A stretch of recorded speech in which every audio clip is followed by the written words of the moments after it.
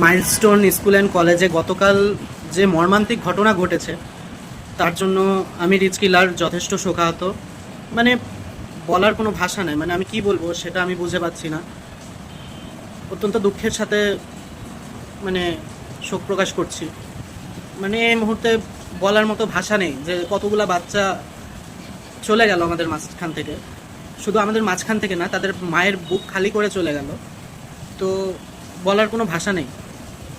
তো ক্ষমার দৃষ্টিতে দেখবেন যদি কিছু ভুল বলে থাকি, যদি আমার মুখ দিয়ে কোনো খারাপ কথা বেরিয়ে থাকে এই সম্পর্কে। কিন্তু একটা কথা বলবো, বাংলাদেশ সিস্টেম তাদেরকে মানে কি বলবো, আপনাদের উপরও বলার আর কিছু নেই। মানে একটা পাগলও এই ধরনের কাজ করবে না যে স্কুলের আশেপাশে এয়ারলাইন্সের লাইন তৈরি করে রাখবে। তো ঠিক আছে, বাংলাদেশ স্বাধীন বাংলাদেশ, আপনারা পারলে একটু এটাকে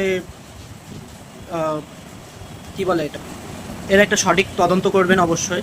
কিন্তু তদন্ত করে কি হবে? আর আমাদের মাঝখান থেকে আমাদের কতগুলা মায়ের বুক খালি হয়ে গেল, তাদের সন্তান তো তাদের আর কোলে ফিরে আসবে না।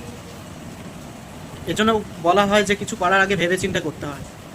তো ঠিক আছে, আর সমস্ত মায়ের কাছ উপর আমি সমবেদনা জানাচ্ছি।